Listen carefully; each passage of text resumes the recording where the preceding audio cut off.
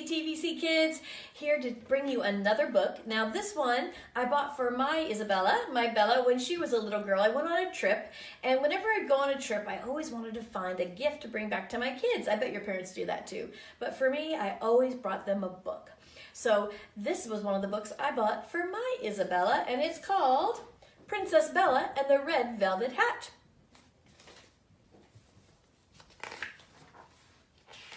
I like this book because at the beginning it has a Bible verse. Are you ready for it? Your beauty should come from within you, a beauty of a gentle and quiet spirit. And that's from 1 Peter 3:4. Isn't that a sweet thing to have a gentle and quiet spirit? Sometimes we're so busy and we're so loud, and let's face it, I love being loud too, but having a gentle and quiet spirit means keeping the peace, keeping the calm, being a peacemaker. So let's see what this little Bella has to do with that. Princess Bella, now this is not about my Bella, but she is a princess, I will say. All right, Princess Bella had one pretty hat. Well, that's not precisely true. Princess Bella had 79 hats, 4 gold crowns, 3 diamond tiaras, 24 pair of earmuffs, and 46 wool caps. But she wore only one hat. The hat was bright red velvet, very thick and much too big. It had a soft cuff that flipped up all the way around. When the hat sat on Princess Bella's shelf, it looked like a shiny velvet bell. All right, so here's all her hats. Do you guys have a favorite hat? Do you have a hat you wear all the time, or do you wear lots of different hats? I have lots of hats too.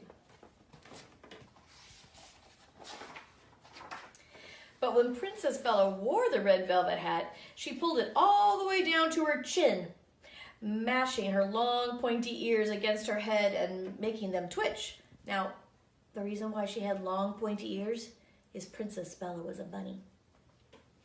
When her ears twitched, she'd mash the hat down even harder, which caused her ears to twitch even more. Anyone passing by saw a pair of shoes beneath a princess-type dress, beneath a huge red velvet hat that squirmed as though it was 6 puppies piled beneath it. That's funny. Does it look like she has 6 puppies in her hat?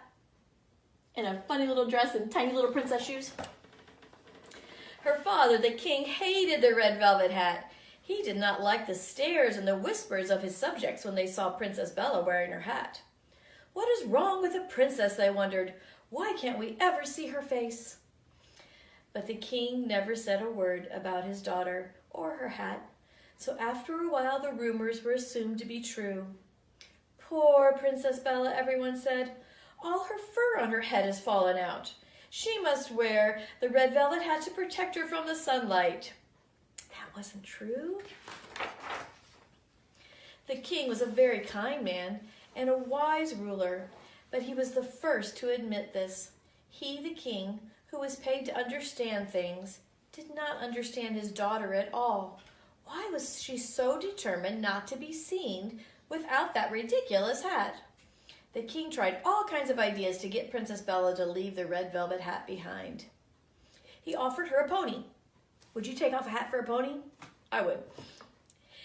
If she would go out without it, he commanded the royal hat makers to design one beautiful bonnet after another to entice the princess to try something new. He even considered ordering the princess to leave the red velvet hat at home. She was, after all, one of his subjects, but nothing worked. So here she is with her red velvet hat, and he said, how about a pony? No. Here's all the different pretty hats that the hat makers made for her. No, got to keep the red velvet hat on. Finally, the king came up with a new plan. A big parade was going to be held in his honor, but the king didn't tell Princess Bella about it. Instead, feeling just slightly sneaky, he invited her to a private brunch in his tower study. After they had eaten, the king eased his daughters step by step toward the balcony, chattering loudly so she would not hear the crowd gathered outside. When Princess Bella was looking the other direction, he flung the doors open and gently pushed her out onto the balcony. Oh, so here she is having dinner with her daddy, so she didn't need the hat, right? And then he kind of did a sneaky trick on her and pushed her out so that people would see her. It took about 1/32 of a second for the crowd to spy their king and princess and give a great cheer. It took about one more 36th of a second for Princess Bella to fling herself to the floor with a shriek. The princess screamed. She flailed her arms and kicked her feet and turned a very royal blue in the face. The king called for his attendants, who had a royally difficult time dragging the princess back inside. The subjects below wondered what had happened. They talked of nothing else. Well, that is not precisely true. They also talked about the royal marching band and the jugglers and the acrobats and the baton twirlers. But mostly they talked about the princess, who had accidentally come outside without the hat's protection and suffered a shock of morning sunlight. So here they are, all talking. People will just gossip, won't they? So they thought, oh, it must have been she got shocked by the sunlight. That's why she had to go back in.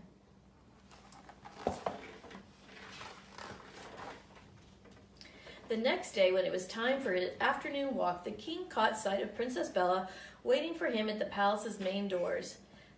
This time, she was wearing the red velvet hat pulled down farther than ever, which meant that her ears were mashed down harder than ever, which meant that the hat was wiggling wilder than ever. The king stood on the bottom step and looked at his daughter and sighed, long and loudly. "Let's get this over with," he muttered, but the king had said it louder than he intended, and Bella heard him. "What a poor excuse for a princess I am," she thought. "If my father the king is embarrassed to be seen in public with me, at least my red velvet hat gives people something beautiful to look at."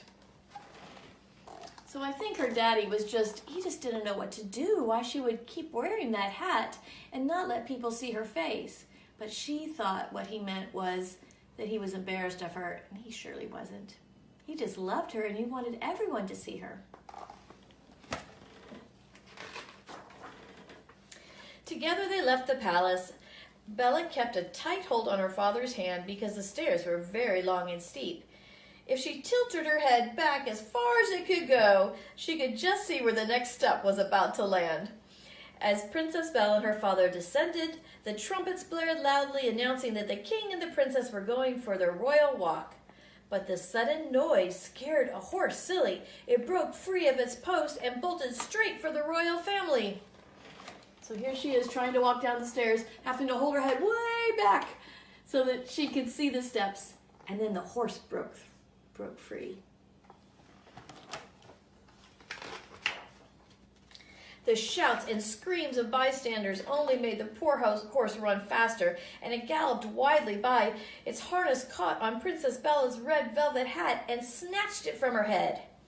"My hat!" she shrieked, and before anyone knew what was happening, Princess Bella bolted into the park across the street. Whoever would have thought the princess could run that fast? So here she is over here. Her hat got pulled off by the horse, and she ran to the park to hide. "My daughter!" shouted the king, and before anyone knew what was happening, he bolted across the street in hot pursuit. Whoever would have thought a king could run that fast? Daddies run fast when they're going after protecting their daughters, don't they? By the time the royal agents had recovered from their shock, the princess and king had both disappeared. So here they are, all the royal knights trying to find her, but they were all in shock. What had just happened? It was so fast. The king rounded a large hedge just in time to see a flash of color diving into a nearby shrub. Behind him, he heard his royal attendants running and shouting. Quickly, he dodged behind a large oak tree and waited till the search party had thundered past. Then he cautiously crept toward the bush. "You can come out now," he whispered. "They've gone." "I can never come out of the bush," the bush replied. "Not without my hat." "But Bella, it's a beautiful spring day. You don't need that hat." And Bella said, "Yes, I do." So here it is. The crowd left. It's just she and her daddy. And he's saying, "You don't have to stay in that bush. Come out." And she says, "Yes, I do." You want to hear why?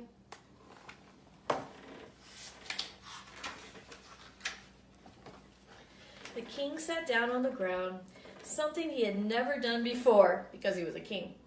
Well, that is not precisely true, but he hadn't done it in many, many years. Why do you need to wear your red velvet hat, my dearest? He asked her. There was a long silence, and then the princess spoke. Because I'm too ugly to be seen. Oh, that's so sad, isn't it? Oh, Bella, said the king, why would you think such a thing? Princess Bella choked back a sob. My mother, the queen, was beautiful. I see it in the paintings, and everyone says so, how beautiful she was, and how ugly I am. Who says that? The king demanded angrily. He would be definitely angry if someone said that his daughter was ugly, right? No one says it aloud, but I know that's what they're thinking. Sometimes I think someone made a mistake at the royal hospital and sent the queen home with the wrong bunny. Bella sniffed. So I wear my red velvet hat, at least it is beautiful. The bush and the king sat quietly for a few minutes. There he is talking, wondering why on earth would she think she was ugly? At last the king said, I've discovered that only one kind of beauty is truly beautiful. That is the kind of beauty that comes from deep inside. The bush was very quiet. Looks are something a bunny is born with, Bella, but real beauty is grown like a flower that must be planted and watered and pruned. It takes work. It is hard, and most folks, royal or not, are too lazy to make the effort. I think your royal mother would want you to stop worrying about what it is outside and work to develop the only kind of beauty that counts. So here he is saying beauty is like a flower. It has to be grown. Then the two sat in silence once again until the bush trembled and a timid Princess Bella emerged into the spring sunshine. I think I'm ready to be the kind of bunny Mother would want me to be, Papa, she announced. When they passed through the crowd of onlookers gathered around the palace gates, Princess Bella smiled shyly at the surprised subjects. So here she is, walking in front of everyone without that hat. The next week, the king gave the biggest and grandest feast since Bella's first birthday, and that is precisely the truth. The doors of the royal chambers were flung back and the tables extended out into the palace grounds. All the guests ate fat carrots and sang and danced. Princess Bella was seated at the king's right side. She was happy and smiling and waving to all who cheered her on and speaking to all who approached. And the guests nodded to one another and said, "Isn't she wonderful? Isn't she precisely just like her mother, the queen?" Princess Bella looked at her papa, the king, and smiled. She was beautiful on the outside, but more important than anything, Princess Bella was learning to be beautiful on the inside, to grow her beauty just like a flower grows, to be more and more like Jesus asked us to be. So grow your inside beauty this week, guys. I hope that you will grow like a flower. I love you, and I'll see you soon.